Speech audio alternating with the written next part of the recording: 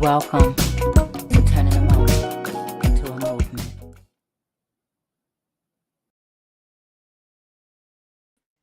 Hello, everybody. Hello. Hello. How you guys feeling tonight? Wow. Wonderful. Yes, We back. We're back. yes. We're here. We're on the other side. Yeah. Welcome, everyone, to turning the moment into a movement. I'm J Love, Reverend Tia, Trisha Duckworth, and attorney Hugo Matt. We're here with you tonight. I saw our guest popping in, but I think she was having some difficulties. So hopefully she can get back in. I saw her twice. But so you guys, we'll start with Trisha. Trisha, how you feeling? What you feeling?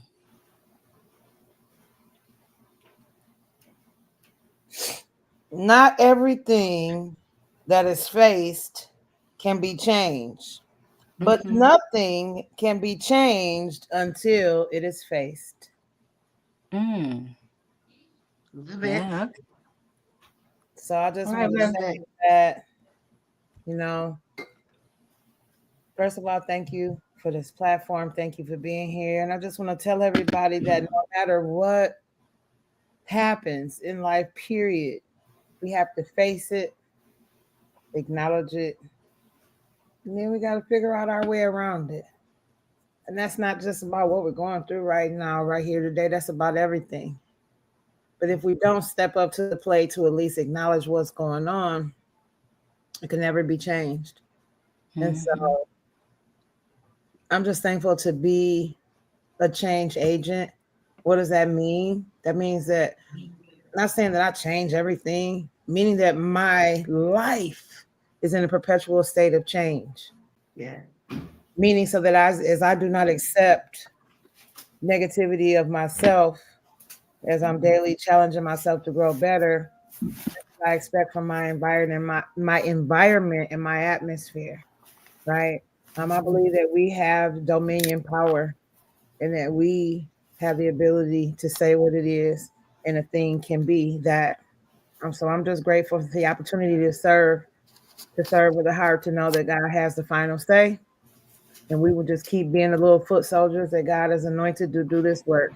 And I love doing it alongside y'all. So, hey.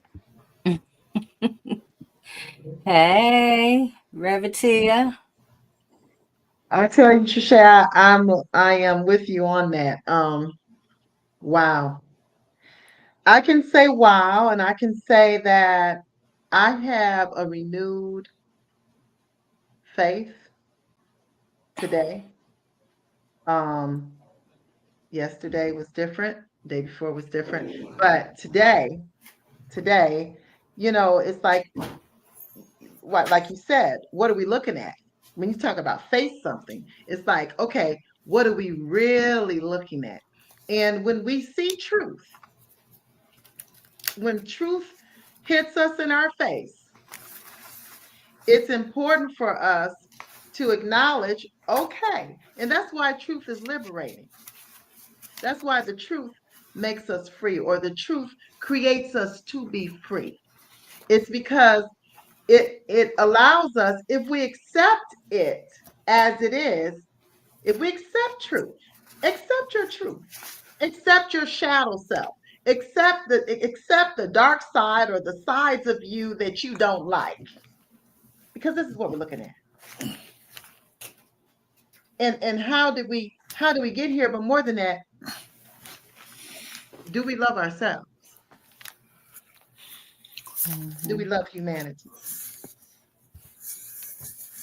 And I believe that at the core, that many people are rising up right now and making a decision to do things differently, starting with themselves. I'm gonna love more. I'm gonna love my family. I'm gonna be a better person for me and my family and for anybody who comes in contact with me. I'm gonna treat people fairly. What decisions are you gonna make? And then go further. I'm gonna teach children. I'm not going to allow my family to succumb to whatever anybody says. I want my children and my children's children to be able to be critical thinkers. I don't want them to just accept anything. This is a new day. Mm-hmm. We're new people because God makes all things new. So with this newness, what are we going to do? Thanks, Jay. Yeah, Rematia. Hello, Attorney Matt. Much love and respect, my sisters. Much love and respect. So good to see all of y'all, you know? And I'm not sure what the lead in is. Y'all know who I am. So are we saying a little something about ourselves for the people? I'm just asking how you feeling tonight. I'm feeling tonight very bold. Because when I'm feeling, see, there's different parts to me, as all of us. There are my feelings, okay? And then there's my spirituality, okay? You ever hear somebody talk about, well, they caught up in their feelings? So my feelings are bold. My spirituality, my spiritual man is high and full of resolve, okay? You know, because Jesus the Christ was God and man at the same time. He got caught up in his feelings. He cursed that fig tree, sure did. That tree ain't do nothing to him. He cursed that he cursed that fig tree. Look, that tree was saying, look, Jesus, it's not the season for figs. I want to help you, but it's not the season. He said, I don't care nothing about that. I'm cursing you. And that's what he did. So what I'm saying is, in my life, I find so many parallels in scripture that help me get along. So what I'm feeling right now, and J Love, you may have to kick me off the show after tonight, because when you open it up for comment, like where we go from here, I got some things I need to say, J Love, for real. Okay. So when I say my feelings, I feel hurt, and I'm not claiming depression, but I feel hurt and very, I don't know, very hurt, but because America had a clear choice here, okay? A clear choice. And it showed me that racism, sexism, misogyny, white nationalism, nativism is alive and well. And what is really disturbing to me, it is alive and well, not just in white nationalists. It's alive and well in a significant percentage of the Black population, particularly men, I might add, and 45% of the Latino population, okay? Alive and well. And what I realize is, I'm not going to let nobody tell me by 2043 America will be more of a Black and brown country than it is white, because that is only a technical truth.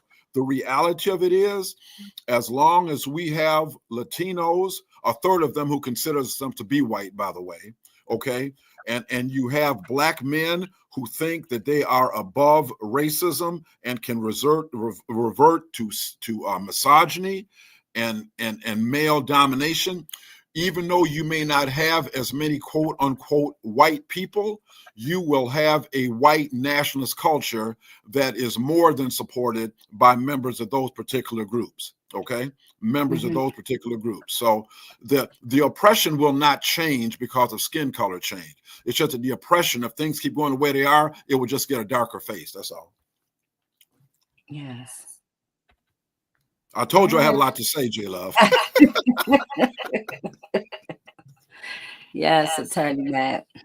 Let me first of all, I jumped right in. I didn't even say hello to everyone that's watching on YouTube, Facebook, Instagram, and for those who might watch it later, because we have a lot of people who watch us later after we're over with.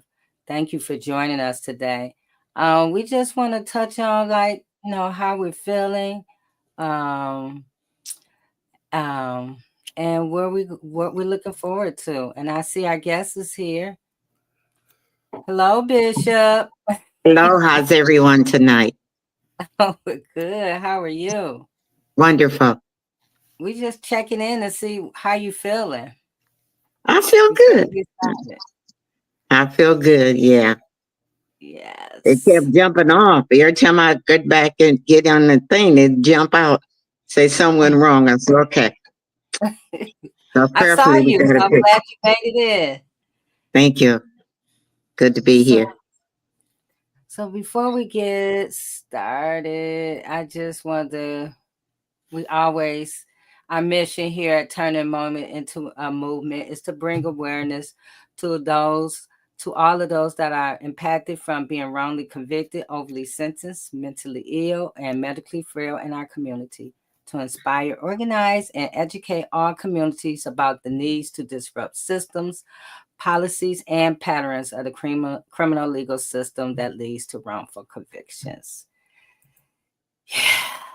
So we can, Bishop. Yes, love. So the election is over. Now what? Now what? We fight harder. We do more than we ever done before, and we don't take no stuff. Yes. I We feel you, we Bishop. have to activate what's already in place for us. What we fail to realize, that's just one man. And there are rules and regulations that whether he say he have to abide by them now, he just can't come. The only way that he can do anything is that we allow him to, that we don't stop. It's more of us than it is of him. Yes. That part. I think Okay. I'm so excited. I know that's probably not what people want to hear, Mm-hmm. but I'm excited because when it looks like we're down to nothing, Come on. God is up to something. What I'm also excited about is that the opportunity for us to come together. See, we're so divided. Mm-hmm. Everybody thinks that their way is the way. And well, I think it should be done like this. And I think it should be done like that. And I laugh every time because I'm saying if your way was the way, then why the hell? Oh, excuse me. I'm not going to cut. Hey, come on. Let's be real about this situation. But everybody thinks that their way is the way. And I'm saying, but if that was the case, the way would already be made and we wouldn't be going through this, right? So this thing is truly by any means necessary, which means that it's your way, my way. The only way that it can't be is somebody standing in my way. Because if you standing in my way, then that means you are impeding upon justice. But as long as you ain't standing in my way and you're not harming the people, then let's get it. We got to That's learn how good. to work in our areas and come together when we can. So when I say I'm excited because this is a time for us to come together like never before. Because clearly we see what division has got us. Division has got us where we're at right now. I can't even blame Trump. I can't even blame Trump's people. We got out organized. So if we got out organized, And what we have to realize is that the Bible says men will not endure sound doctrine. And that's what has been with me all the time, that this is staring you in the face. The truth is staring you in the face. And you say, oh, no, that ain't what it is now. No, that's not what it's going to be like. And one thing that I can say that Trump did before is what he said he was going to do. He did it. He didn't believe in no people, no race, and no religion. He didn't pretend. He didn't lie about it. And they still stood up and voted for him. And so therefore, God have to show him the greater one lives and operates in me and through me. Mm-hmm. I don't know what y'all standing on or what y'all believing, but this ain't the first time a tyrant has been there. This is not the first time a murder has been in place. This is not the first time. But if he did it before, God will and can do it again. And that's my faith and my confidence and my trust that if God be for me, who can be against me? Greater is he that is in me than he that is in the world. And I stand on that and I activate on that. And then he said, look, they crucified Jesus. Mm-hmm. They knew who he was. He committed no sins, but they crucified him. And he said, on the third day, I'll rise again. yeah. And he came back. Not only did he rise, but he showed them that he rose. Yeah. Yeah. He showed them that the God that was in him was greater than the little gods that was operating on earth. Yeah. Mm-hmm. Yeah. And it still stands true. Yeah. Yeah. You gotta let people feel their feelings, and I do understand that because I had a couple friends that, they're like really upset, and I do understand that. Like, people have to process their feelings around it. For me, I'm just trying to stay focused because I understand that what we speak, what we say, what we see, it affects what manifests. Mm-hmm. And so for me, I don't want to look at nothing as doom or gloom. You know what I'm saying? And for me too, I don't look for wins. I just look for assignments. So I'm on to the next assignment. I can't tell anybody else what to do, but I just don't want to spend so much time, focusing on, oh my God, what can he do? Because he does not outpower God. And if we really want to be real, some of these DMs do the same stuff that he does. So, I just want to be clear about that. Like, it would have been cool, yeah, sister in office and all this and that. But we're looking at a party that got out organized. That was because of the party. That was nobody else's fault but the party. And I also believe, and I'm gonna be quiet after this, but if we do not make this party adhere to a Black agenda, they are going to be right back at the same thing again in 4 more years. We are at a point as a people where we need to learn how to leverage our votes. I don't care whether you're a Republican or a Democrat. If you can get the job. Back up. We have to learn how to leverage our vote. It ain't about the party. It ain't about the person that's in position. We put them in position, and look, we came through a water crisis. We came through people saying, "Oh, the water is all right. Here, drink the Kool-Aid. It's all right. Even though it's brown, even though it's stinking, it's all right." And the grassroots organization, which I was part of, stood up and said, "No, we ain't taking it at you. A lie. The truth ain't in you, and we not drinking." Mm-hmm. I didn't just start fighting this fight, and I ain't Mm-hmm. tired yet. I ain't quitting. I ain't coming down. I know that's right. My birthday was November the 6th. I said I'm gonna celebrate because God gave me another year, and I'm gonna enjoy myself. Mm-hmm. I'm not gonna let no one man distort me and tear me down and put me in a corner and shut me up. It ain't happening. Yeah. And that's just like people saying, "I voted and I ain't voting no more." You better vote. You better vote, because that national election, that federal election, don't have nothing to do with your local. Not much at all. But who's the judge? Who's the mayor? Who's the commissioner? Who's in office that make decisions of your everyday lifestyle? You better make sure you got the right people there. Mm-hmm. Yes. And make them do what they're supposed to do. Right. We have the power and authority to make them do what they're supposed to do. Yes. I feel like I knew we was gonna have to do some work regardless who won. So I'm about to work. It's going to be work anyway, so we just got a little more to do. I want to play this video. Revertia and I was talking about it earlier, but Marianne Williams, her response to what happened. Stop, Trisha. You mean the To quitter? those of you who voted for Donald Trump, congratulations are due. In a democratic society, we honor the will of the people, and tonight, the people have spoken. For those of us who voted for Kamala Harris, this is not simply a lost election. For millions, this result represents a collective state of trauma. The fears of authoritarianism among left-leaning Americans are very real, and in many ways legitimate. We will need to mount a powerful, loyal opposition to any efforts by the president-elect and his administration to transgress the norms and rules of a democratic society. Democratic voters will need to grieve, but our time of grief should not be wasted. To lead to positive next steps, it must include a meaningful analysis of how this debacle could have happened. And we should not let those who led us to this place assume leadership of that analysis now. Acquiescence to the canned narratives of a few people who got us into this mess is not the way to get out of it. Slavishly accepting their version of events was the problem, and it would not be the solution. Make no mistake about it.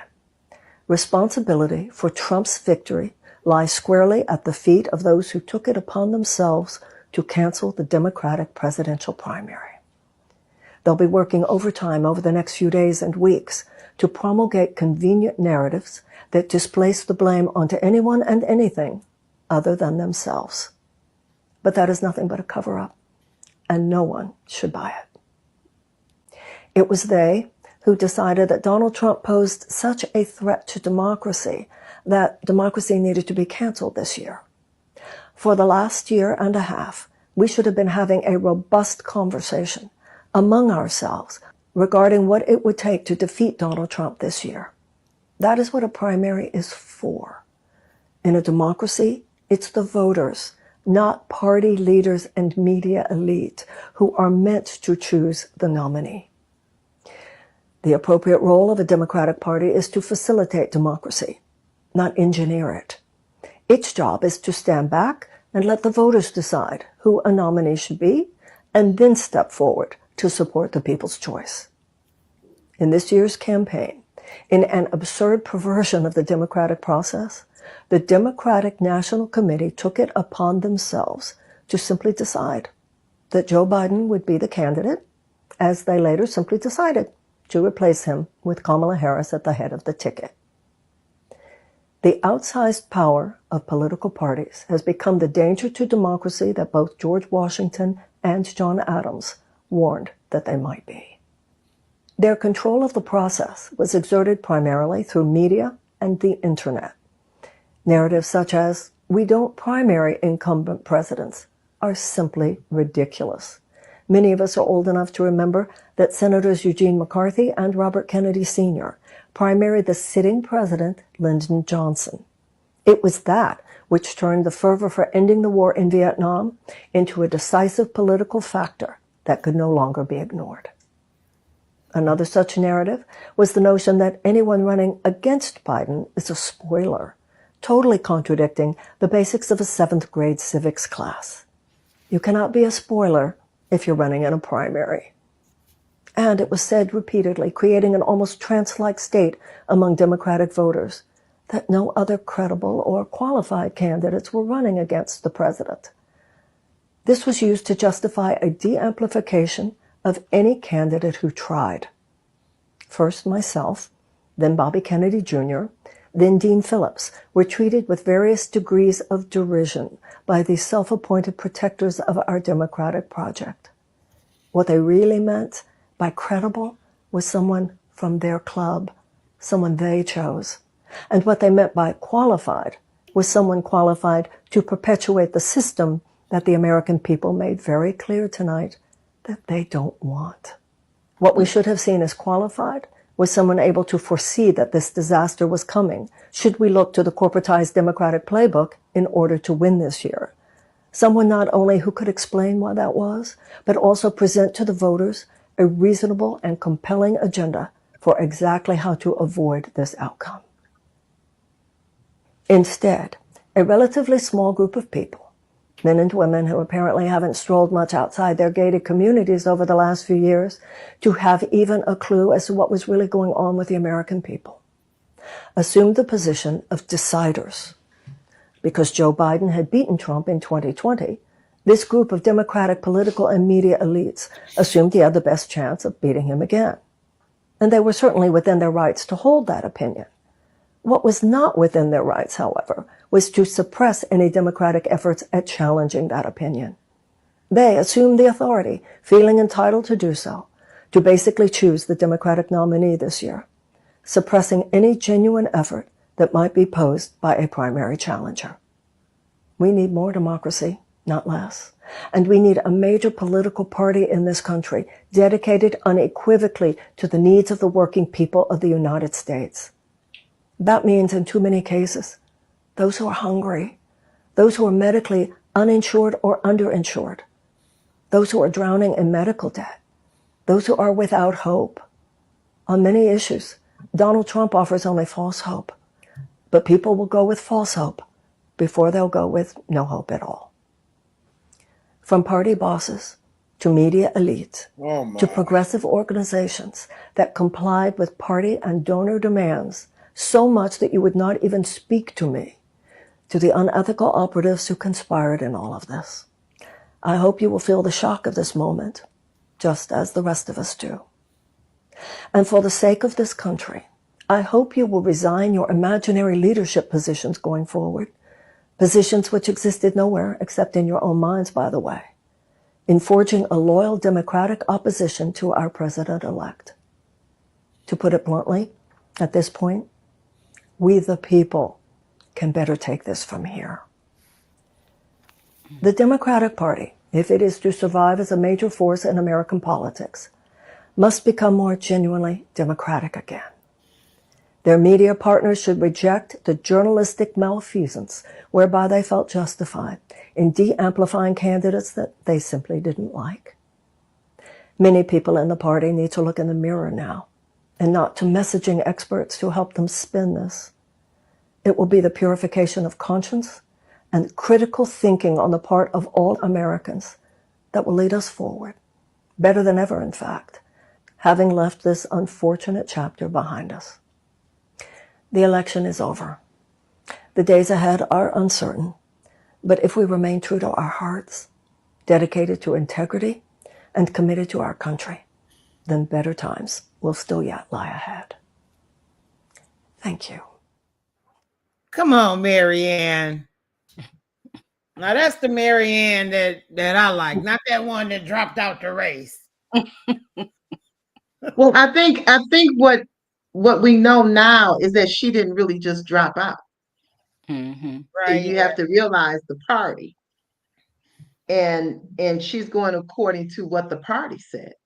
So I don't really think she wanted to drop out, because I was wondering too. Like, I was like, yes, Marianne, yes. And then it seemed like she disappeared.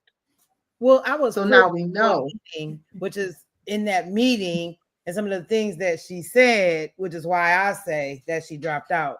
Because my thing is, I don't care how many votes you got in any particular area. You are on assignment by God to be in this race, right? So just stay there. You gotta, because you gotta pick up your cross. When the cross get hard, you can't jump ship because you're embarrassed about something, because it's not about that. God used you, and you gotta stay on assignment. But like I said, I like what she said. Yeah, I like what she said. I think too that she wasn't. They didn't want anybody else in the primaries. Yeah. See, and that was I think that's was one of the things we didn't know. Yeah, and I'm sure it's a lot of things we don't know that happens, but that's the one thing that was an eye opener for me, was that she, they didn't want anybody else in the primaries, because when you look at it, there wasn't a primary. Yeah. But did anybody notice we didn't have a primary? Yes. And another thing that she said that we got to pick up and move forward. We can't stay stuck at what has happened, or what should have happened, or what we wish would have happened. What we have to do is pick up and move forward, begin to work. And that's what I said, that it's not contingent on one man. It's not contingent on what they say. It's about a contingent on what we say. We just have to reinforce it with the force that is going to be. I'm not taking this. I'm not taking down, and I'm not taking back. I remember when Trump in 2016 said, "Make this nation great again." Well, that generation from then to now, they don't know nothing about slavery. They don't know nothing about yes ma'am, no ma'am. They don't know nothing about yes ma'am. No. They know that I got my own mind, my own opinion, and I'm able to do what I want to do. If I can see it, I can achieve it. They don't know about you can't do this, you can't do that, and I'm taking that away. And what he failed to realize that we function well in the struggle. Mm-hmm. We ain't always had it easy. We learn how to make do, and we learn how to make it. See, it's so many of them don't know how to make do. So many of them don't know how to make it. They don't know how to take a little and make a lot. And so they're gonna learn. My cousin brother was saying one time that we just can't get stupid on spending money and doing this and doing that. No. We gotta make it work for us. Yeah. That when we get ready to do, we got it. We not waiting. Please, Master, give me no. I'm gonna get it for myself because I'm be equipped and able and ready to do it. That's right. That's right. Right. We That's have to So tap many into. have had a handout and have had somebody do it for them. Baby, you're gonna have to learn how to do it for yourself. You're gonna have to learn how to wipe your nose and your butt for yourself. Mm-hmm. That's right. That's right. Go ahead, Attorney Matt. I'm gonna say this, and some of y'all may be shocked. 99% of what that woman said was absolute trash and an insult to the democratic process. Where to begin? There was no primary. Yes, there was. There absolutely was. And Joe Biden got the overwhelming share of votes in those primaries. When you say there's no primary, what you mean is the people had no choice in the state of Michigan. Yes, they did. The people had no choice in the state of Ohio. Yes, they did. The people had no choice in the state of California. Yes, they did. That is a primary. So to say there's no primary is absolutely ridiculous. Now, you might say that people who should have been afforded more sway in the primary were somehow, I don't know, short-shrifted, but you need to understand, Nikki Haley stayed in the primaries, okay? She, although I don't respect her, she stuck it out till the end. Chris Christie stayed in the primary till he couldn't stay no more. Ron DeSantis, that punk, stayed in the primary short time, gladly, till he couldn't take no more. So, and couldn't do no more. So what I'm saying is this, is that when you say there was no primary, yes, there was. And with the Biden-Harris ticket, Joe Biden wasn't running in the primary by himself. Kamala Harris was with him there also. That's point number one. Point number two, when Joe Biden decided that he would not continue on, you have to remember, I went to a rally that he had in Detroit, okay? I went to a rally he had in Detroit. People were very optimistic about Joe Biden, but the problem is Joe Biden had that terrible debate, which was him at his lowest. I'll remind everybody, remember the State of the Union earlier.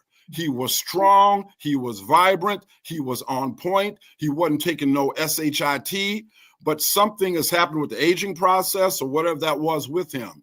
So when that happened, I wasn't in favor of Joe Biden dropping out, you know, because I feel he's a very transformative president. But the problem is when people dealing with their feelings or people are dealing with racism, they don't care what you say. They don't care. Somebody said that we got out organized. No, we didn't. The message got through. If they didn't accept the message. Okay, look at this right here. In the state of Michigan, did Alyssa Slotkin get elected senator? USA senator? Did she? Alyssa Slotkin. The answer to that question is yes. She beat Mike Rogers. It is. Yeah. Okay, now. Alyssa Slotkin is a woman, and I'm just going to be very, very candid here. A Caucasian woman. Okay. When the issue of reproductive rights was put on in the state constitution, what was that, 2 years ago? 2 years ago. Okay. That proposal, that constitutional amendment, got more votes than any other constitutional amendment in the state of Michigan. A landslide. So my question is that how is it that Alyssa Slotkin is elected senator, but Kamala Harris, who supports the same thing Alyssa Slotkin was talking about, she does not? I tell you how, because a lot of the people who voted for Alyssa Slotkin did not vote for Kamala Harris. They did not vote for Kamala Harris. That is not a messaging issue. That is a racism issue. That is a sexism issue.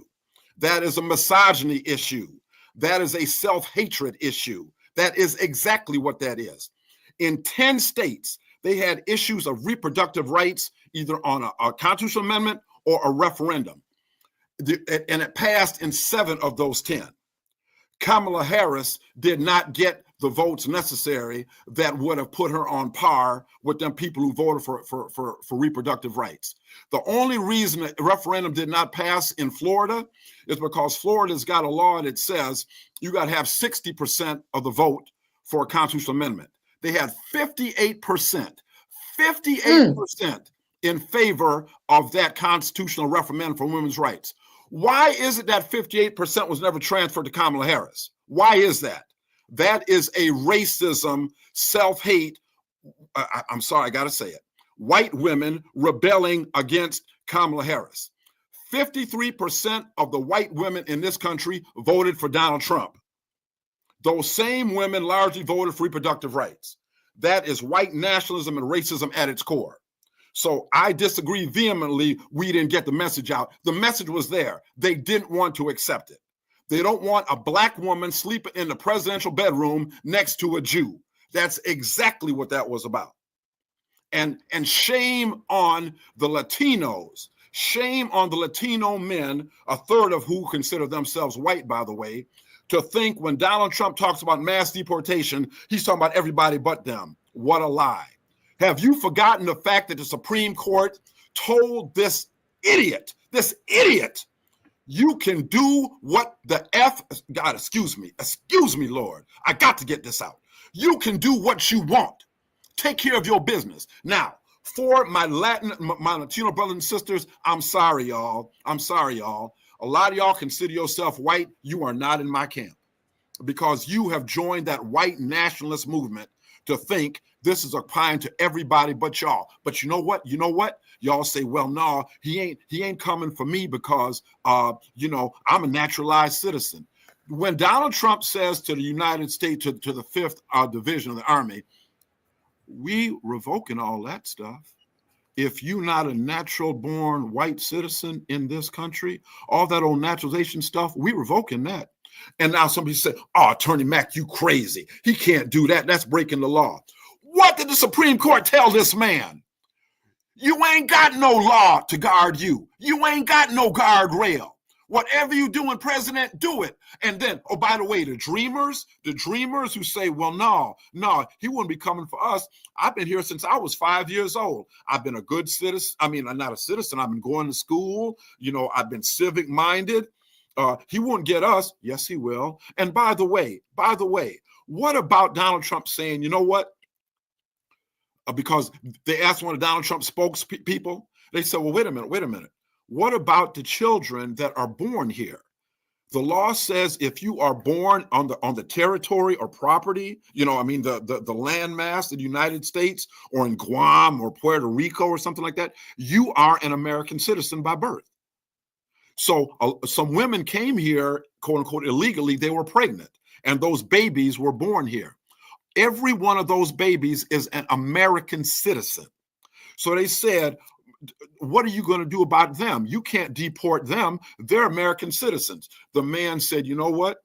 We got a plan for them babies because they call them anchor babies. Very disparaging, by the way, anchor babies. So what's your plan? Put them on the bus with their parents.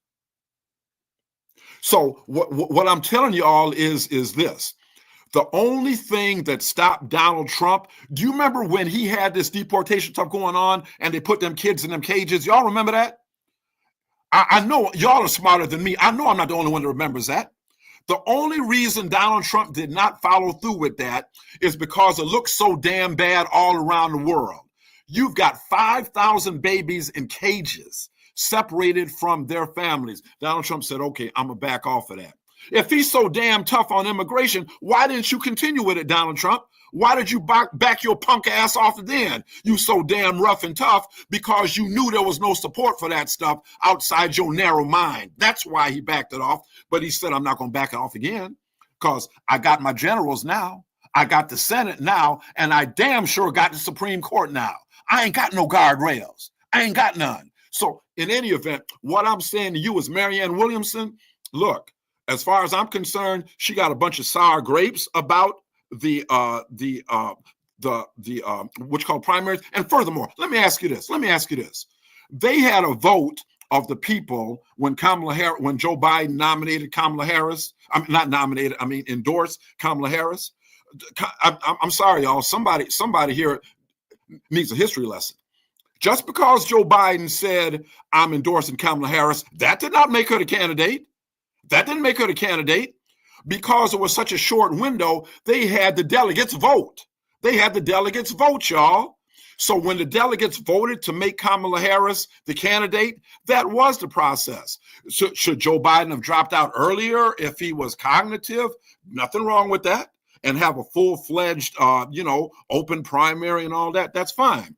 But you got to understand something. Joe Biden had the right to make that decision. And Joe Biden was in all the primaries, as was Kamala Harris. And another thing. You mean to tell me you going to have somebody say Kamala Harris, eminently qualified to be the president of the United States, was vice president, a heartbeat away from the presidency. You mean to tell me there was people going to stand up and say, oh no, skip her. Marianne Williamson need to be the candidate. You talk about alienating black women and black men. This woman is eminently qualified. So if somebody would have come up and said, no, we want Marianne Williamson, I'm voting for Kamala Harris in a primary. I'm not voting for Gretchen Whitmer. I'm not voting for Elizabeth Warren. I'm not voting for whoever, Nancy Pelosi. I'm voting for Kamala Harris. It is an insult to black people, to have a black woman who have been the backbone of the Democratic Party, I might add. Oh, and by the way, let me say this. My black sisters, all of you, God bless you, and I love you. I do. Okay, I'm upset right now, but y'all are our saviors, and I'm crying right now. You are our saviors. Your integrity, your strength, your belief in God, you are the ones taking us over the finish line. It's all doing it. Yes, it is. Yes, it is. Yes, it is. And it hurts me so bad when I see black men say, as I saw in some of these talk shows, ain't no black woman qualified to be president of the United States. What an ignorant slave mentality thing to say. A black woman was qualified to bring you into this world. So anyway, look, J Love, thank you all for listening to me, but we got a fight ahead of us. What the bishop said is right. What Trichet said is right. We have an assignment, y'all. Okay. And so once we get past our feelings and our emotionalism, we can't stop the work. Okay. We can't stop. And black women, I love you. I love y'all to the bottom of my heart. I love y'all. I do. I love y'all, So, don't abandon us, black men. We need you. We need you. We need you, y'all. Y'all are the most demonized group in the history of the United States of America. Yes, you are. Yes, you are. But yet still, you've raised families. You've born babies in the field. You've sacrificed your life. You've carried black men and raised families when black men, for whatever reason there was, we're not here. They're mass incarceration, drugs, everything like that. And you have been with us. Don't leave us, black women. We need you. I'm begging you, don't leave us.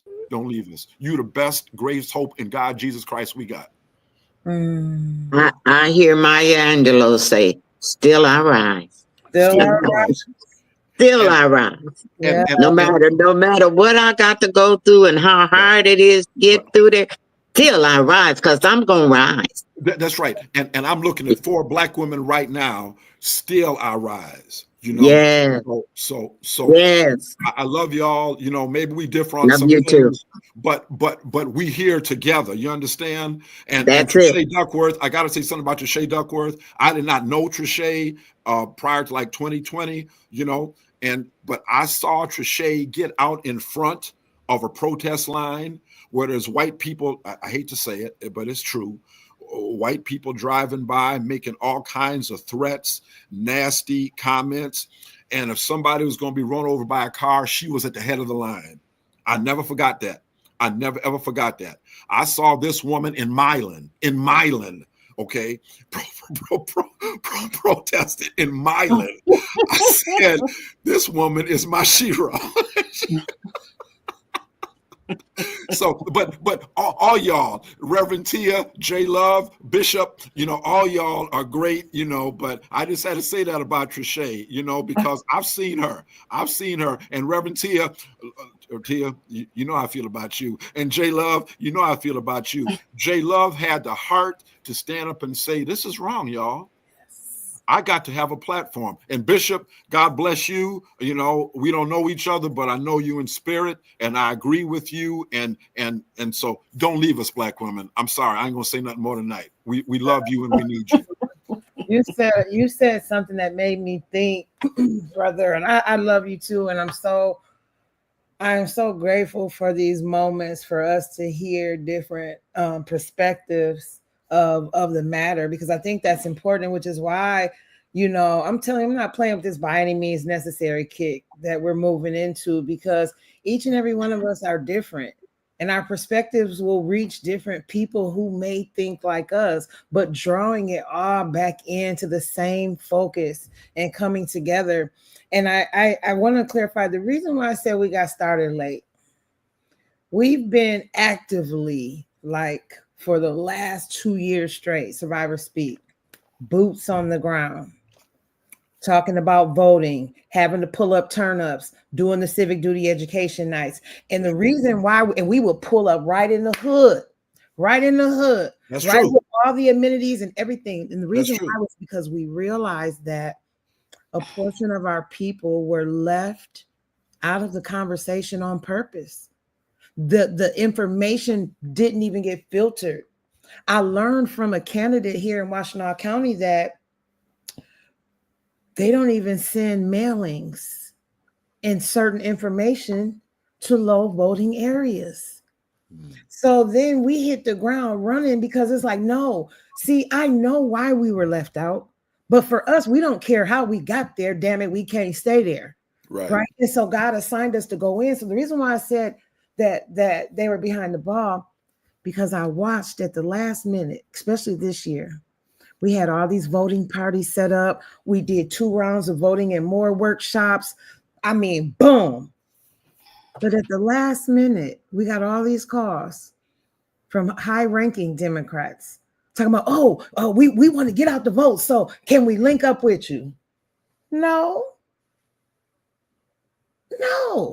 This is the 99th hour. Mind you, this is 2 weeks before the election. Where have you been? That's a good point. We needed the money. We were boots on the ground. If they would have gave us more money, we could have done more. We could have reached more people. That's a good point. So the messaging did not reach where it never really reaches. Okay. That's a good point. And so that's why I said it's the 99th hour that they came in, and we've got to get to a point where we're just more proactive when it comes to things. Because I'll give Alicia Dyer, for example, as a woman. Alicia started 2 years ago. A boots on the ground effort. I'm sorry. I don't know who the hell Kamala thought she was to come in as late as she did, with all the opposition and thinking of people towards her, and not be able to build the relationships to change minds, because all of that is a part of it too. Alicia had to go through all of that. That's a woman. She can't lead, but she kept going. She kept knocking doors. She kept putting the vision out there. And the more she kept doing it, the more people became, a part of the whole entire grassroots movement of getting her elected. That never happened. Kamala did not have time. You know who we blame that on? The Dems. The Dems have to get their strategy together. They have to. And the reason why I say that is because there's no way that something that major should have happened.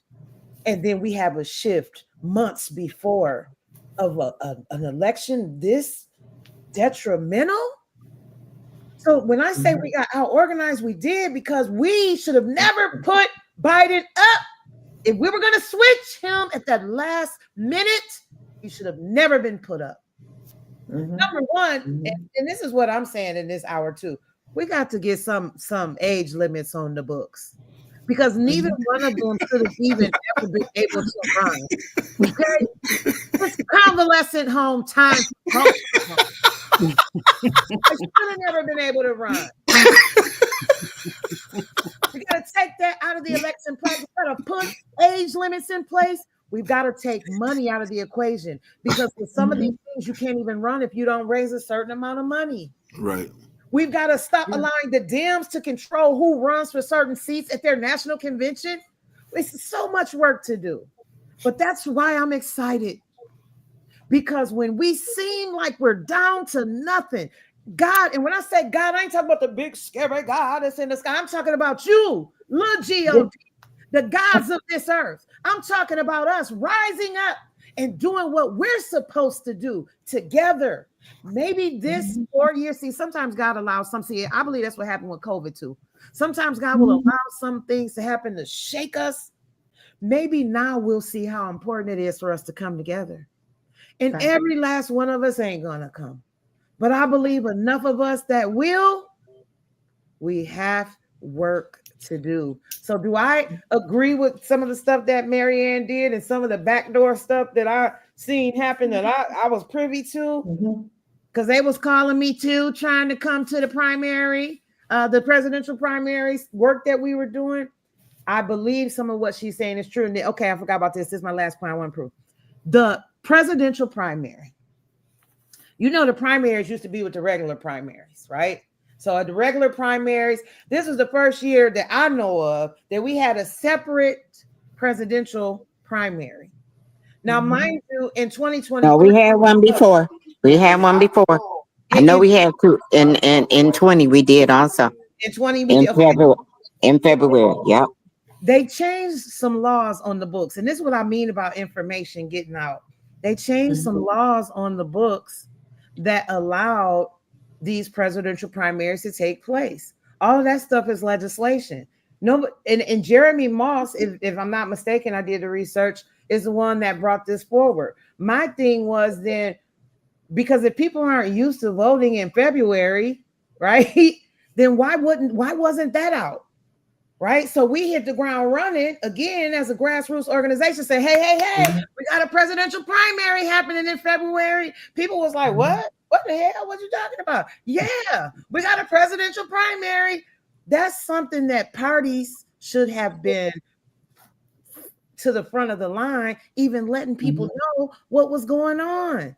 But we're being blocked from information, but we've got to be the ones to be accountable to get the information ourselves and then turn around and give it to our communities. Right.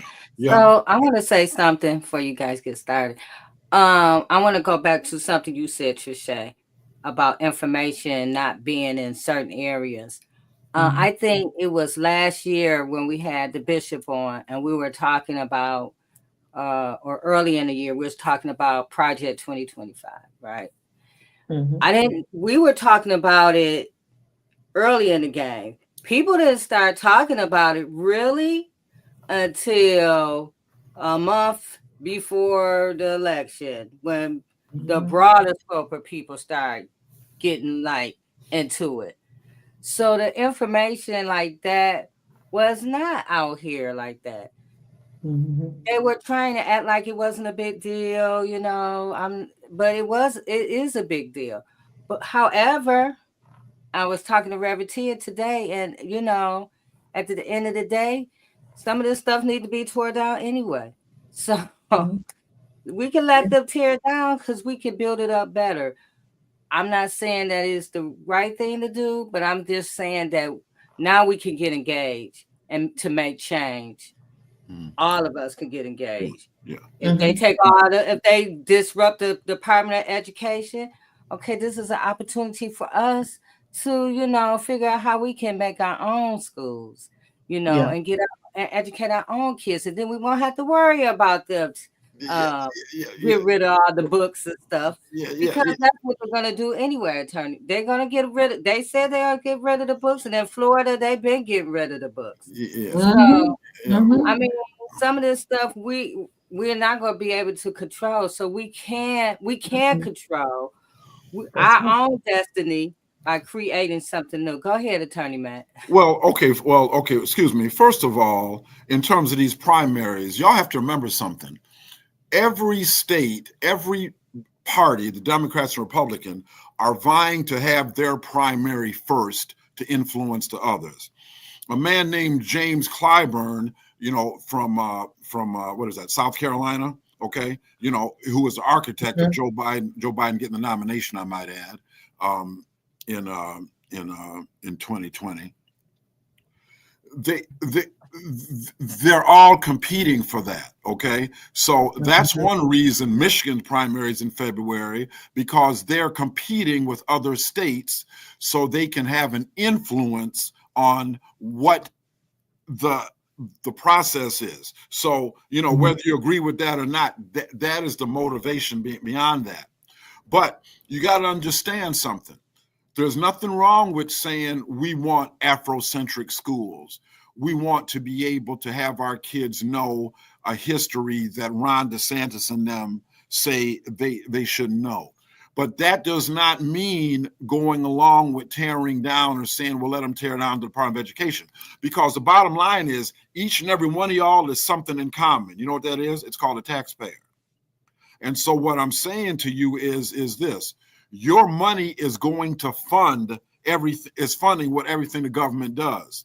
There's no other group in this nation that deserves every penny, every program, every advantage, every kind of whatever it is. Look, see, I'm one of them people. I don't believe in get the government out of my business. I want the government to give me every benefit that I have and my ancestors have paid for, okay? So what I'm saying is Black people need to get away from being ashamed of diversity, equity, inclusion.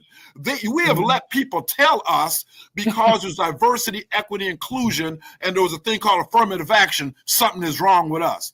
I am a proud recipient of affirmative action. If not for affirmative action, I do not get into the University of Michigan. If not for affirmative action, I do not get into University of Toledo College of Law. A man named Al Sharpton said one thing very important back in 2020. You remember when they was voting to eliminate affirmative action in Michigan? Remember that? Do y'all remember a Black man by the name of Ward Manuel who came here from California, put a black face on racism? Y'all remember that? Oh, yes, sir. Yeah. So call himself Ward Manuel. The man's real name is Wardell. See, the man's name is Wardell. But see, he gonna short it up to Ward to whiteify. To whiteify himself. He gonna change Wardell to Ward. But anyway, all I'm saying is I do not shy away from being given a fair chance. Al Sharpton said affirmative action did not write your resume. Stop being ashamed of your accomplishments. But he said it made somebody read it. Damn straight.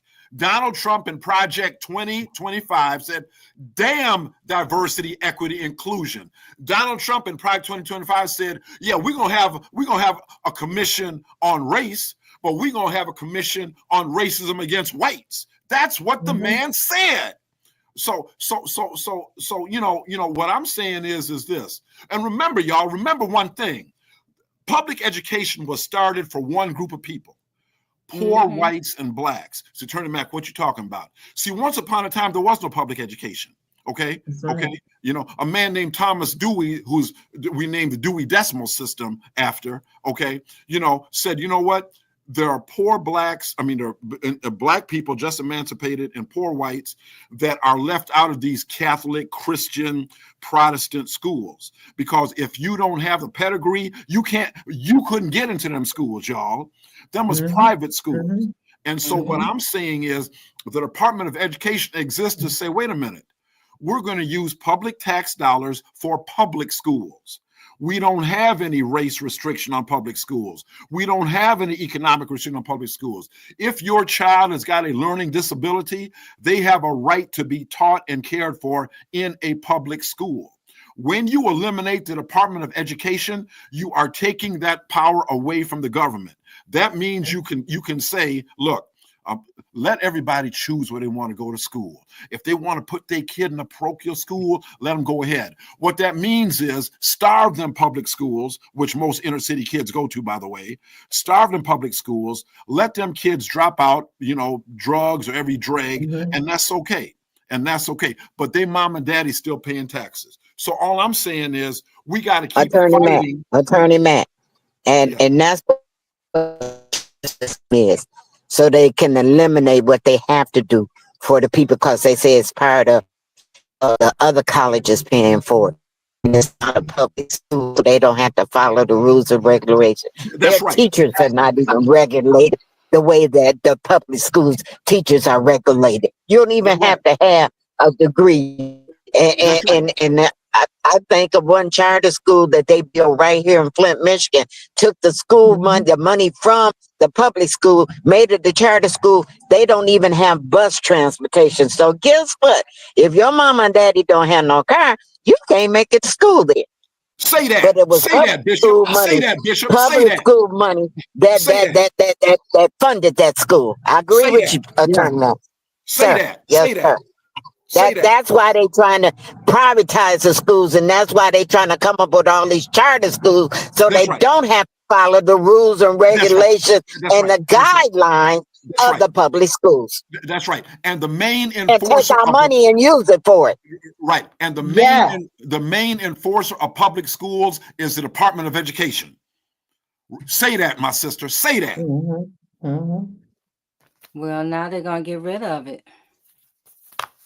Yeah. No, they say they are, but that's where our voice is important, that we have to mandate. It's still our money that they're using. That's right. That's right. That's right. We can stop them. That's right. You can say anything you want to, but when we put a mandatory, when we demand that we get what we're paying for, or if everybody stop paying taxes, then I take my money and use it how I want to. Right. Right. But as long as you using my money, I'm gonna have something to say something about it. That's right. That's right. That's just like just a few years ago, I was up at Eastern fighting because they were trying to take Black history. We only got 1 month, and most of them don't recognize that. They're trying to take it out of the school. How you gonna take it out of the school book when we are history? We're writing history every day. How you gonna take it out? Say that. Say That's that. right. That's What I told them when I went up there to testify, if you don't observe history, history have a way of repeating itself. And I know some things that they don't want to see us Black folks do. Hello, somebody. No, say that. Say that. That part right there. And I've right said there. it. The Black woman will be our salvation. Yes. Y'all will be our salvation. I mean that, y'all. I mean that. See, That's I'm right. not so stuck up, because of my gender, where I The don't know. hand that rocked the cradle. Remember? That's right. See, The I'm hand not that rocked the cradle rule the world. Don't you ever think that we don't have no power and authority. That's right. That's right. We just have to exercise it. Look, and like I'm gonna say it again. I'm not gonna say nothing more. God bless y'all. I love you from the bottom of my heart. I love y'all. Don't leave us, y'all. Please don't leave us. Don't leave. I want to give you a hug. Don't leave us. Don't leave us, y'all. Don't leave us. Behalf of all Black men, y'all, don't leave us. Please don't leave us. So I'm through. Go ahead, Reverend Tia. That was intense. That was intense when you really look at it. And the thing about it is we still have to teach at home. You still have to teach at home. We still these grandmamas and mamas and if you don't know, get with somebody who does know. But that child needs to be entrenched in who they are. By the time they're 5 and get ready to walk out and go to kindergarten, they need to have that in their mind about who they are, what they stand for. Because when you look at it, like I just text out, like we're not represented, but like Bishop said, we still paying taxes. Like Attorney Mack says, we're still paying taxes. We're still here supporting a country that denies us. And to our own demise. If we allow them to, Tia, because I thought about, they took prayer out of school, but did they take it out of your home? Did it take it out of your child? I teach Mm-mm. my church members, when you get to school in the morning, pray at your locker. Yeah, pray. You can have after school Bible class. They can't stop you from doing that. They do it. That's right. That's right. I guarantee you the Islam pray in school. Oh, absolutely. I Absolutely. guarantee you they pray. Absolutely. Yeah. Absolutely. Yeah. And sister, if I could add something to this, look, y'all, please don't misunderstand me. I'm all in favor of us having cultural centers and education centers for our kids. I'm all in favor of that. Okay, I'm all in favor of that. But what I'm saying is, because what the sister said is right. You know, I have a lot of Arabic friends. They got they got schools in Ann Arbor, in Canton. All right, okay, Muslim academies, and they support them. You know, they do that. They you know, they pray. You know, and that's what the whole thing is based on. You know, Jewish people do it too. Jewish people do it too. You know, Yeshiva, Hofstra, these are universities. Okay, you know, these are Jewish centered institutions. So we can do it too, but not at the expense of our tax dollars and withdrawn from the public forum.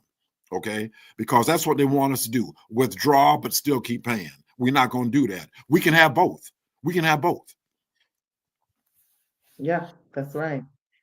And I think too, what we will see is the change in policy. And when you have, I think that when you look back at what happened right after election, I was getting calls from a couple of my colleagues who had to actually counsel families, especially families who are not from originally from United States, and they were traumatized and crying, and parents are frightened, and because the message that is put out has a lot of division in it, and hate, and scare tactics. That's And right. so That's right. when you look at policy, and how is this policy going to impact Right. the people. Right. And I think I just believe that more than ever, like everybody has been saying, we will come together for answers and solutions.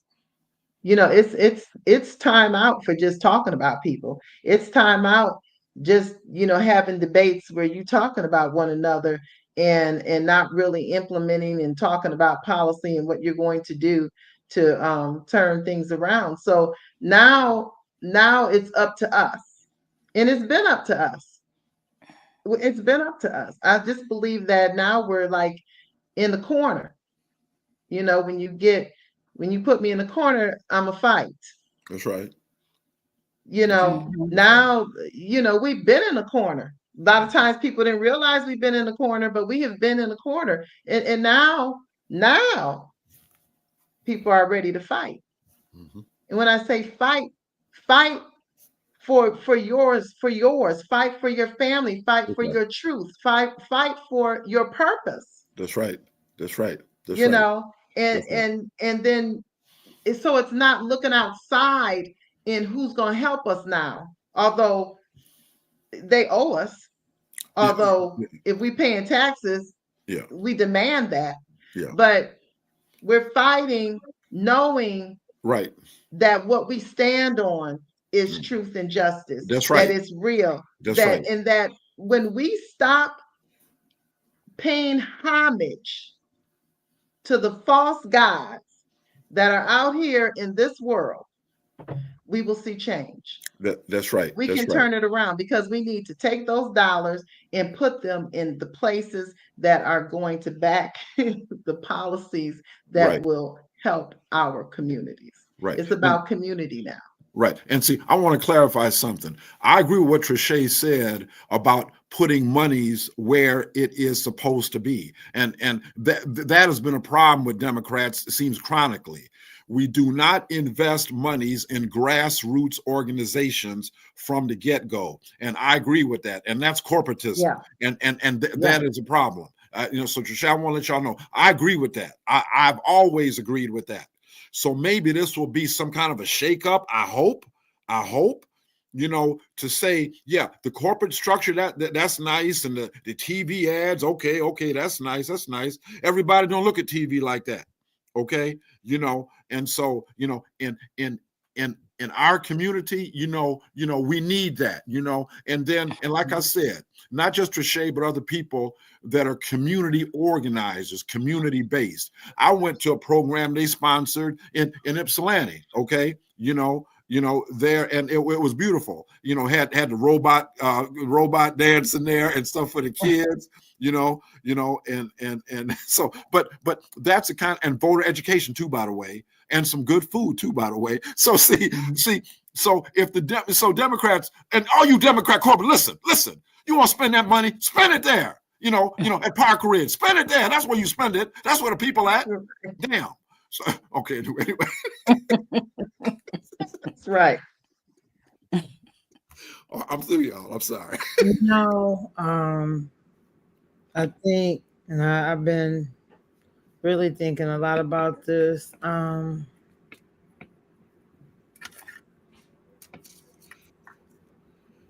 When we talk about where do we go from here, for me, the most important message is together, right? How do we stand together, like for real? That's right.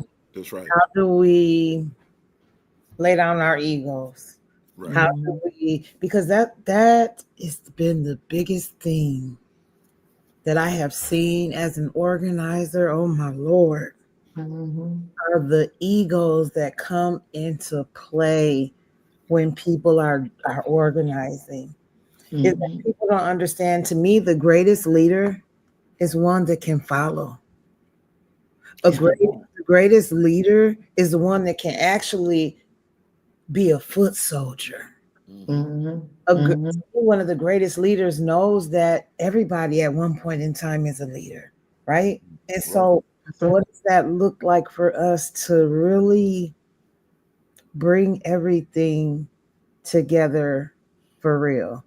If this isn't enough, I don't know what would be enough, because we've been, first, and we could have said that about COVID, and we're right back here again with the same egos, the same bull crap. It's just my hope that we'll understand what we're dealing with. I think that we talked about that earlier. Be honest about what it is that we see. We gotta talk about the past though, because we gotta understand where we've been. Because see, that's the problem. We're trying to walk into a future, but we ain't clear about where the hell we done been first. And we got to be very clear on that, because see, messaging is very powerful. Because some folks would erase what has happened in the past. We can never do that. But we can't be so. That's almost like driving like this. That's right. No, that's what we got the rear view mirror for. The rear view mirror is very small. It's much smaller than the windshield. Right. So while it's important that we can see where we've been, it's very important to understand a clear picture of where we are going and where we can go. But we gotta do it together. And I will work alongside anybody.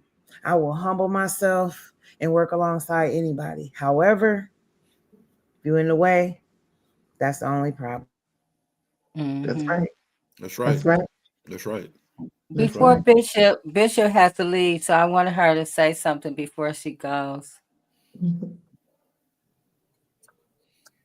Well, I am so excited about this show and the power and authority that we have, that together we will win, together we will go forth, together we will bring change. No man is an island, but you know, if I see, like J Love said, I can work alongside anybody. I don't have to take the lead. You just have to be going the right direction. And That's right. I can follow real good.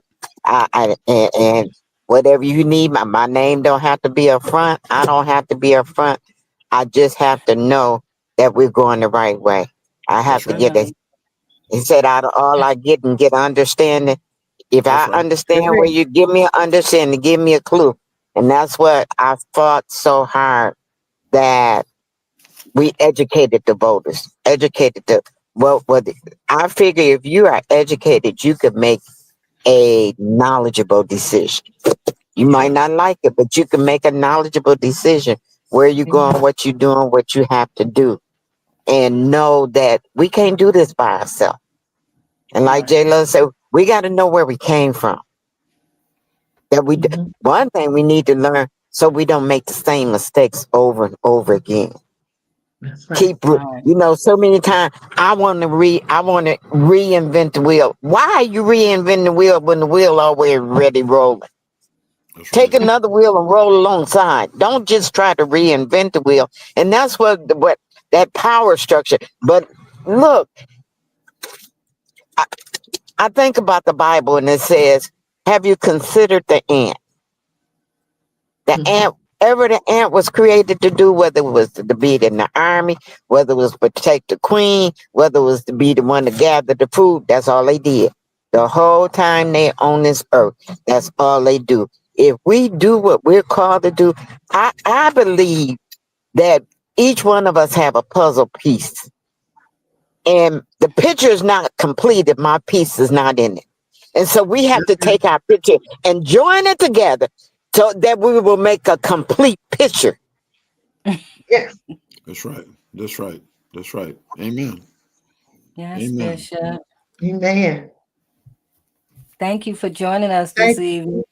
Thank you you. for having me. Yeah, powerful woman of God. Thank you. I have never met you before, but That's going to happen. I That's am going so to happen. grateful. I'm so grateful, and I'm from Flint too, so you know I gotta pull up on you.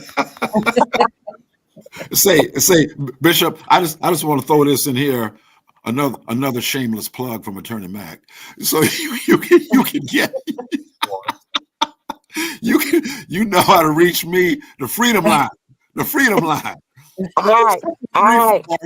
239-3118, Bishop. All Put me right. onto I a speed appreciate it. dial. And I appreciate it.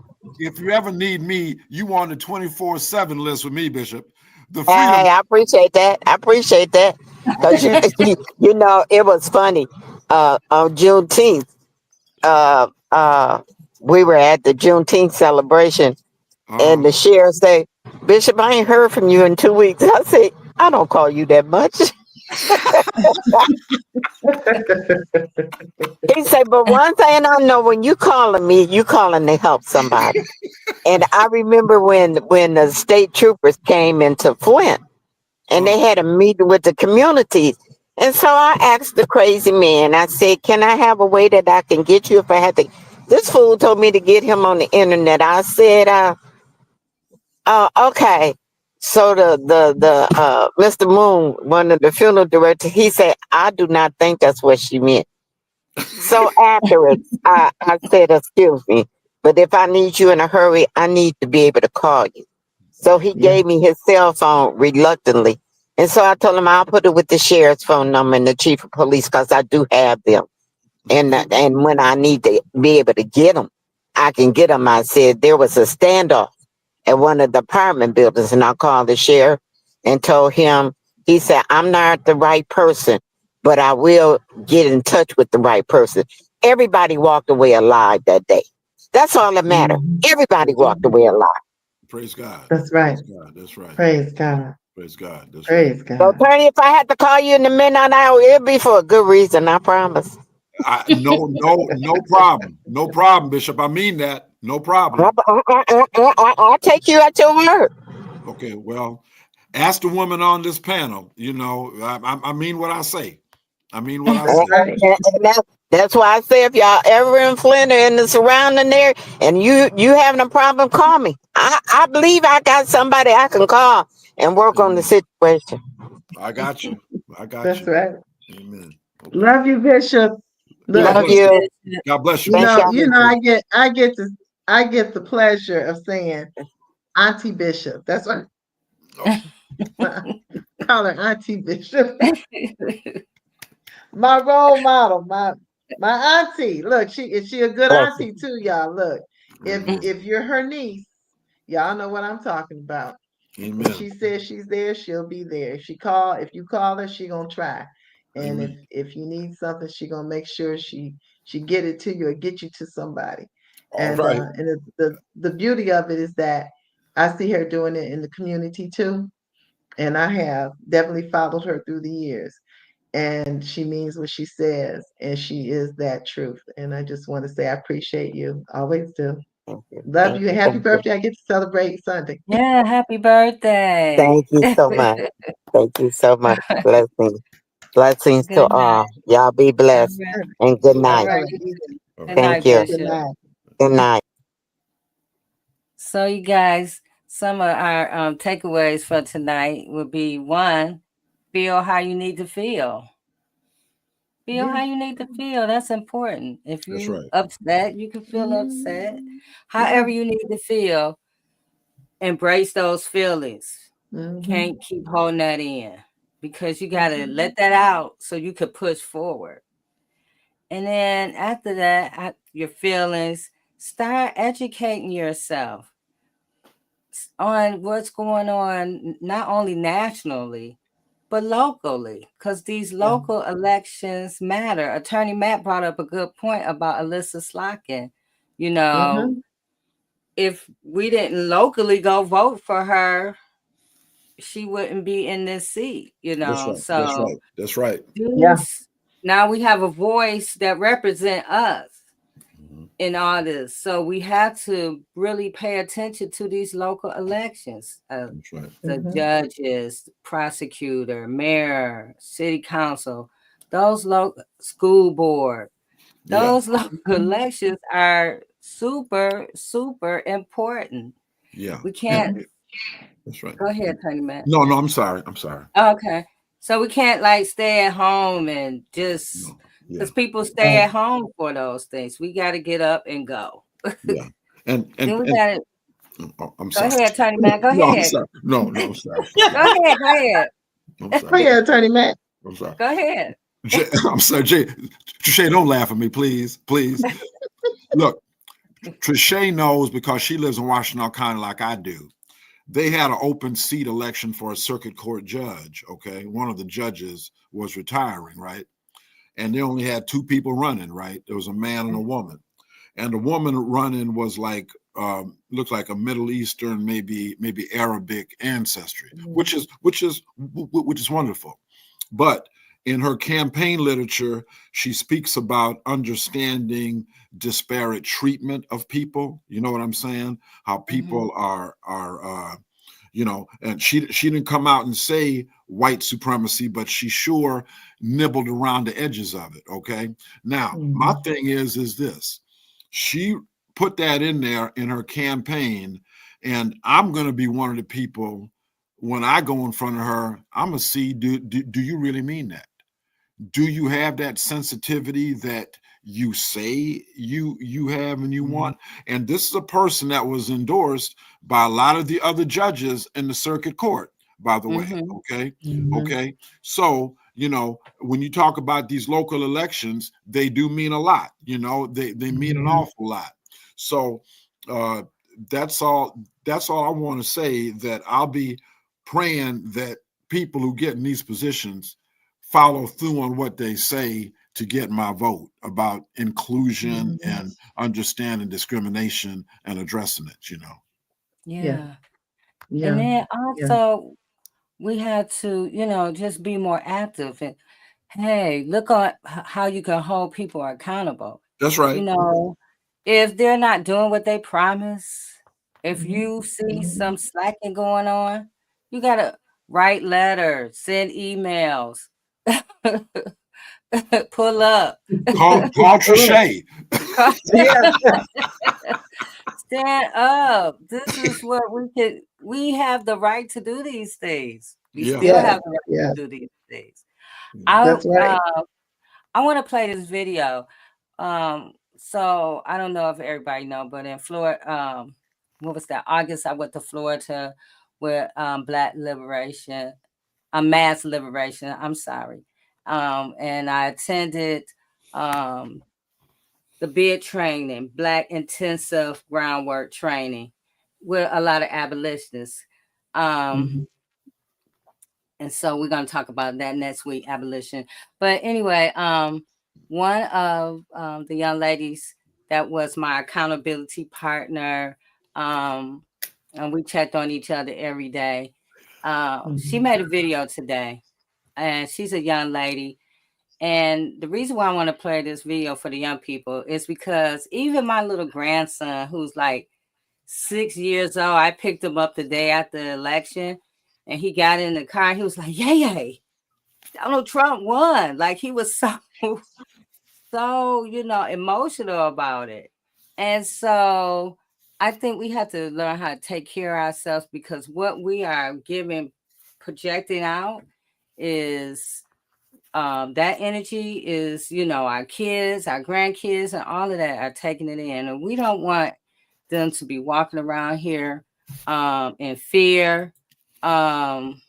So I want to play this video, you guys, of some things that she said today, which I thought was not only good for the young people, but for the older people as well. Let me get it. This is from Zoe. What up, though?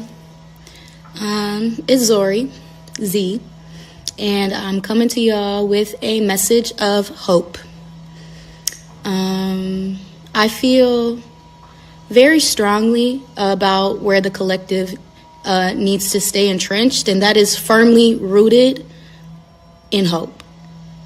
And, I learned something really beautiful about the trees that I want to share with y'all. And it's basically, so when the leaves fall off the trees in the fall, during the winter, when we see them as dead, they're actually growing their roots deeper into the soil so that then they can grow more beautiful the next spring. So basically my message of hope is stay firmly fucking rooted like the trees. Go deep into the soil. And really the soil could be whatever you want it to be, whether it's your faith, whether it's your community, your lovers. Do not isolate yourself. One more thing, and I will say that everybody is allowed to grieve and feel how they feel. But something I do want to just say is as somebody who takes my community work and my abolition work very, very, very seriously, it was always going to be more work on November 6th. It was always going to be, what comes next. And I think that if you're finding yourself in there is no way forward, there is no hope, I really want to encourage you to tap into a community faith leader or just somebody that you trust, that's an elder that you love, that can offer you just a little bit of peace. And maybe there's an intuitive message that one of the elders in your life has for you. So if that's kind of resonating, please go reach out and call somebody. And please go call a family member or a loved one and just tell them that you love them. If you're feeling sad, let somebody know. You don't have to be by yourself for real. For real. Quick, before I forget, please go touch some fucking grass today. Oh my gosh. Get off your phone. I decided to delete all the socials off my phone Tuesday night. Wednesday morning, 1 a.m, I was on the phone with one of my best friends. I was like, I can't do this. Make smart choices for your mental health. If you need to be your own mother or your own parent and tell yourself it's been enough social media time, let this be the last video that you watch today. And please go call somebody and go for a walk. It's beautiful. Look at the golden hour right now. It is sunny outside. Please go for a walk to the water, take a drive, listen to your favorite song. don't get caught in the doom and gloom and the doom scrolling. That's really, really, really, if you listen to nothing else I said to you, you not feeling everything else. Yes, yes. That's right. That's right. I can't even hear the doom and gloom on my line, for real. If somebody calls me with that, I let them process, right? But I try to quickly switch it up That's because right. that energy is so catchy. That's right. That's right. And it's like, you know, we just have to be careful on what we take in our spirit. Like, I just refuse to allow the load of one person who is not greater than God to dictate my future. You know what I'm saying? And I do understand people being upset too, you know, but can we just find a way to peace in the way forward? And I love what she said. We was going to be riding the ass of whoever was elected. From the president on down to the judges, the local, the prosecutor. Right. That's right. It doesn't matter. It doesn't matter who got elected. What matters is that we show up and do the work. That's true. That's true. That's true. Yes. I listened to that message, it made me feel so good. I was like, yes. Right. Because it's how you respond to what's going on. It's not all the time what it is, but how you choose to respond. We can all make a choice. We could stay stuck and be out here moping, or we could get up and say, okay, what's next? Right. Right. What's next? Let me take care of myself first. Let me take a break because it was a lot. Right. Let me drink some good food. I had me some comfort food. I had a pop pie from Sam's Club, was really good. I saw Trisha at Cuppies today. I was like, oh my God. Yes. Cuppies is back, y'all. Cuppies is back. Turkey top. Wait a minute. I'm sorry, we got to pause on this. Y'all didn't tell me that Cuppy was back open. What happened? I'm sorry. I have been to Ipsy 3 times. I'm sorry. And I could have gone to Cuppy. I'm sorry. Friday, Saturday, and Sundays. Right. These will be open the weekend. Right. And Cuppy said in a video, y'all, you know, we don't have the expansive menu like we had before, but we got stuff. But be patient with us. Look here, I'm gonna tell y'all right now. Was it Sunday? Whatever that was, when they was open, I went up in there, y'all, and it was dang near standing room only. Look here. I had some business to take care of. I went in, I said, look, Cuppy Jr., look, I'm not here to order nothing because I don't have time to stand in this long line. I said, give me something I can take with me right now. She said, well, we got some of that banana pudding. I said, run that. So I said, run that. That woman got that banana pudding for me. I just felt so happy that I could contribute, y'all. You hear what I'm saying? And it was a beautiful thing, a beautiful, beautiful thing. So, yes, you know, Tia, I'm sorry, honey. I got caught up in my emotions and my Yes, eat some good food. Get out and touch the grass, like she said, hug a tree. Yeah. Go ahead, Trisha. Sorry, I just want to put this out there. Stay tuned for a campaign coming for Cuppies. And this is going to be information that is publicly shared, just so everybody knows the truth. It's not allegedly. Cuppies, Miss Andrea was given a grant for a small business grant because she was a Black woman. I want to say it was to the tune of $100,000. Okay. They got the allocation letter, and the day that they were supposed to, or the day before they were supposed to get funding, they got a letter said, "Oh, oops, too bad, so sad. Basically, the money is no longer available. You're not eligible. We're not giving it to you. Basically, what we said we was gonna allocate you, you're not gonna get." And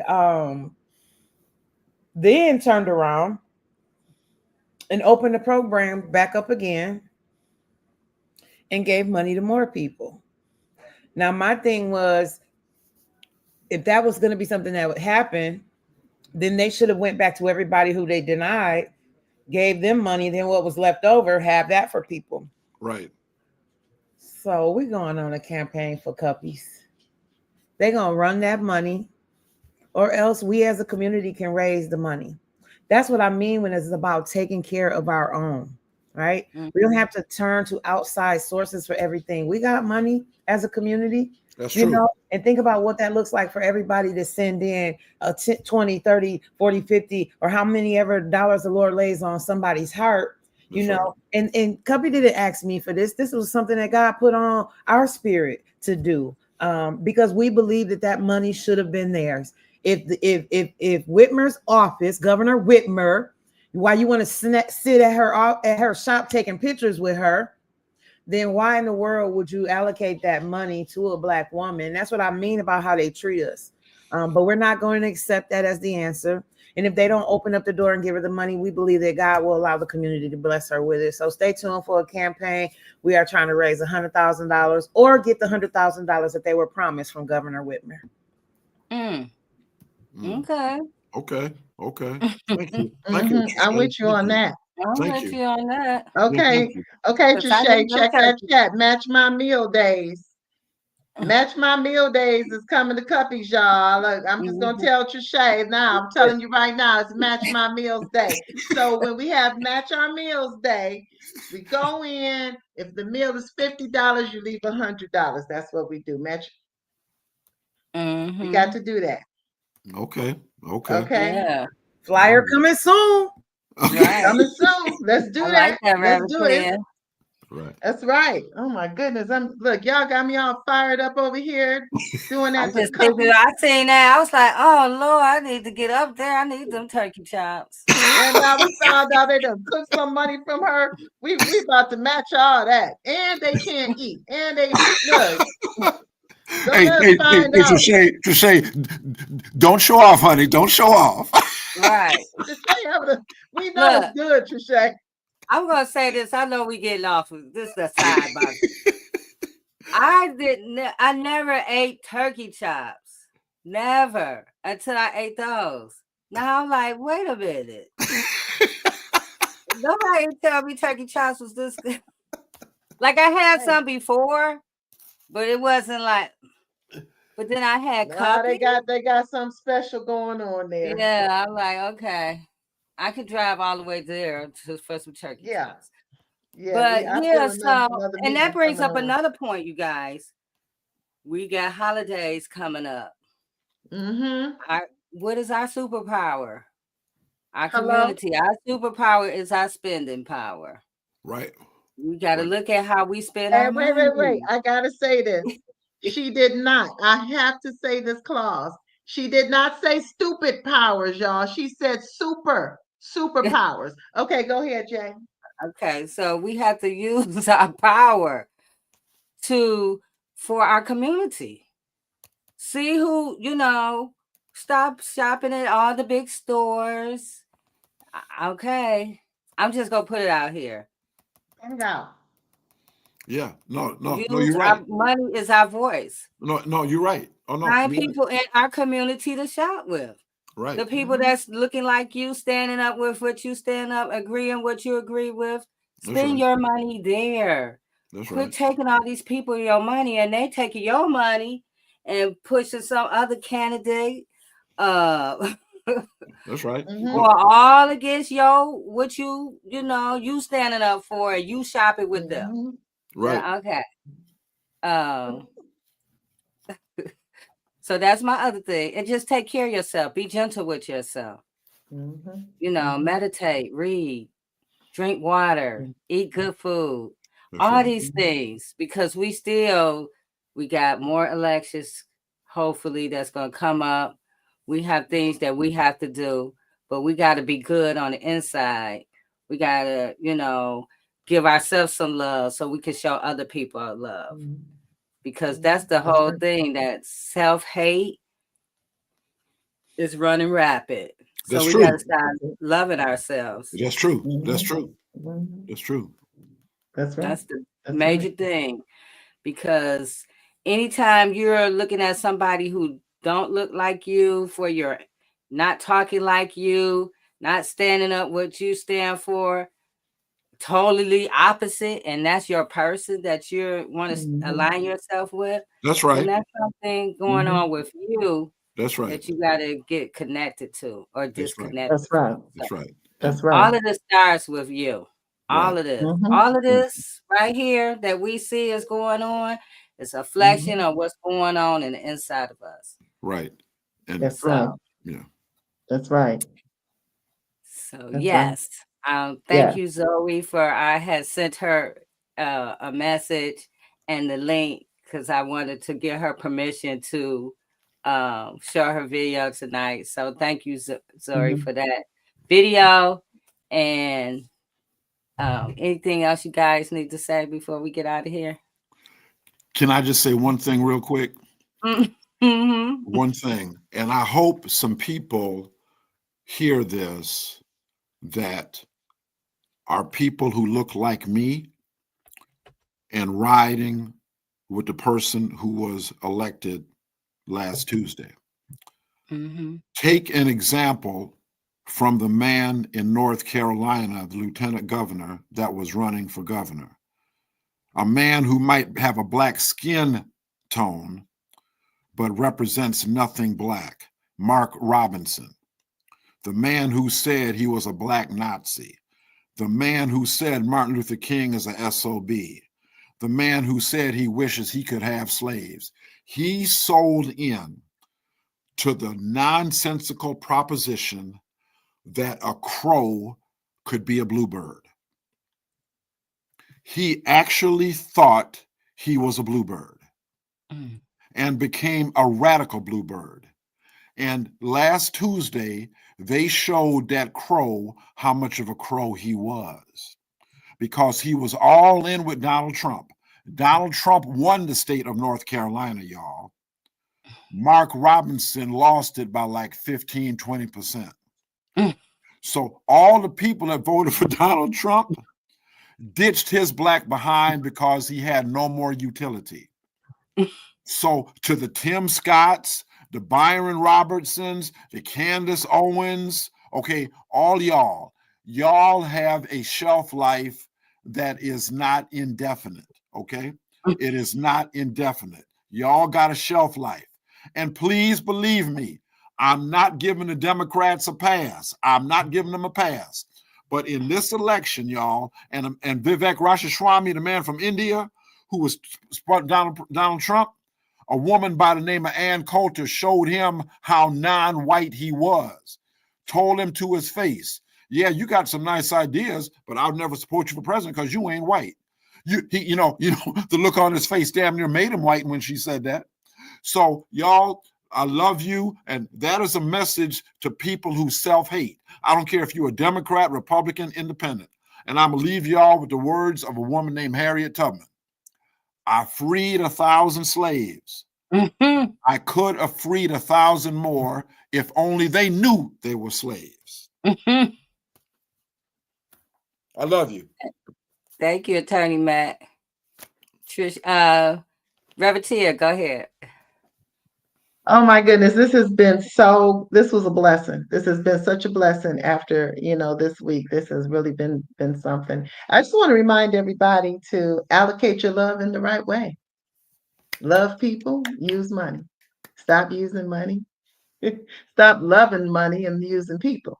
So love the people. Love the people you're around. And use money in the right way. Allocate it in the right direction. And make sure that your actions line up with what you ethically say you stand for. If you ethically stand for peace, then it should show. If you ethically stand for love, then it should be in your actions. Whatever you stand for ethically, ask yourself, do my actions line up with it? And if it doesn't, decide today to make a change. Amen. Thanks, Jay. Love y'all. Love y'all. Oh, Trisha. Reverend T, I'm going to come back to you. You didn't hear me? No, I heard you, but I got something else for you to do. Oh, okay. I didn't know. So, just real briefly, because I know I've been talking a lot tonight. But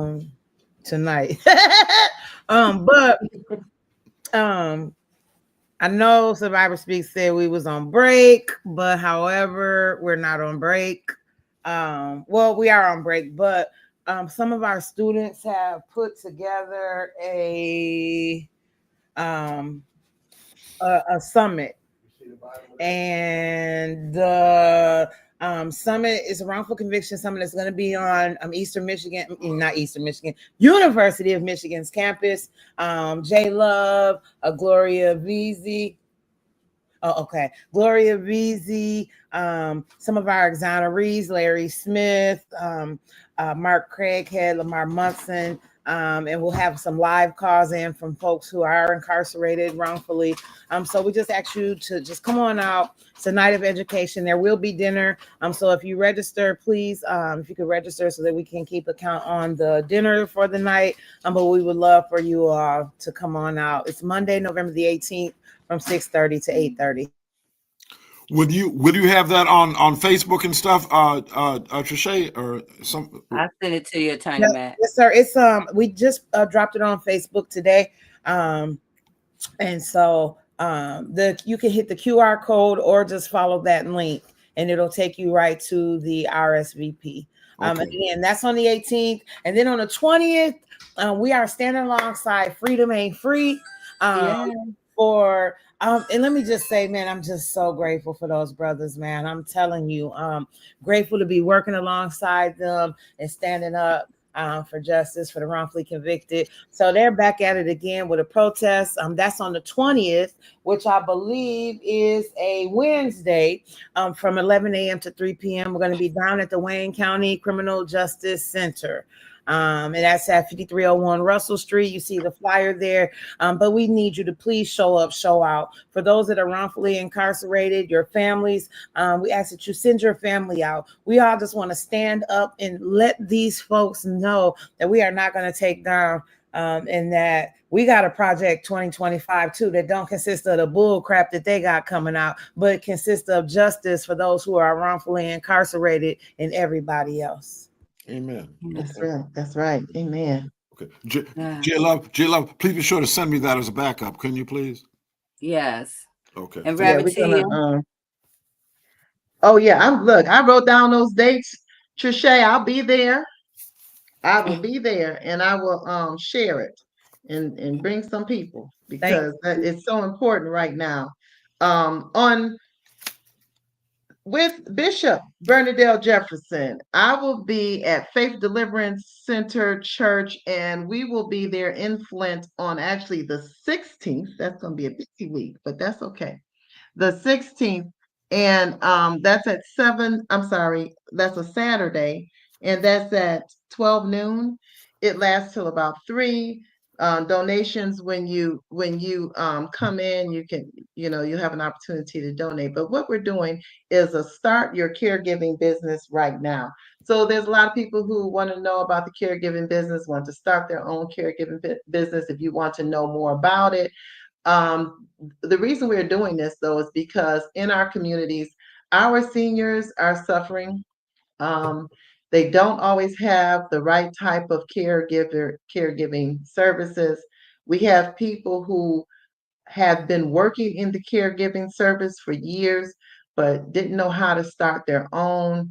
There's many ways to do it. You don't have to start with a lot of money.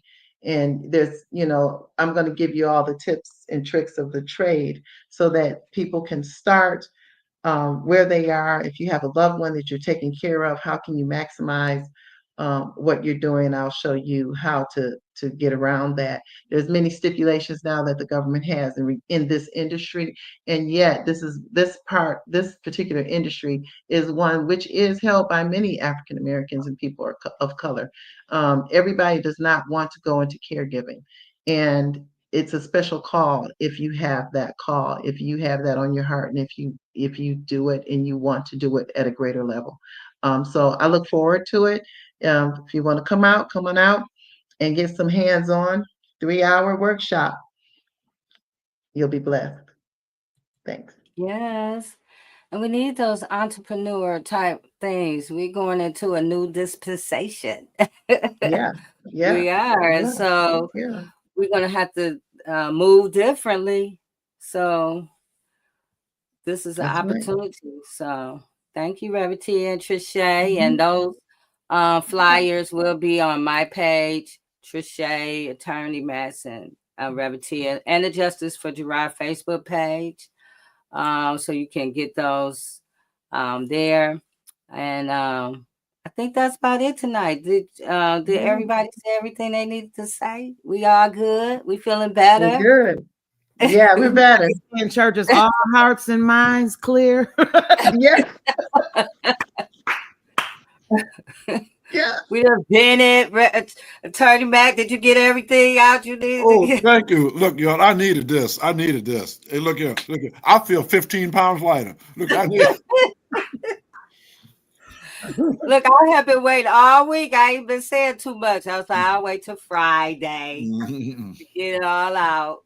But I'm good, you guys. I'm glad that we had this conversation. This is how we move forward, just by having conversation. And even with us, people who are listening, who may watch us later or whatever, you could just take what we're talking about and, find your people and have these conversations with. Open up, have a dialogue so you can open up your mind to see where you need to go forward. That's right. How you need to go forward, how you moving. It's time to stand on business. That's right. That's right. It is time. So, yeah. So we'll see you next week. We're going to be talking about abolition. I am an abolitionist, so we're going to be talking about that. And so, good night, everyone. Good night. Love y'all.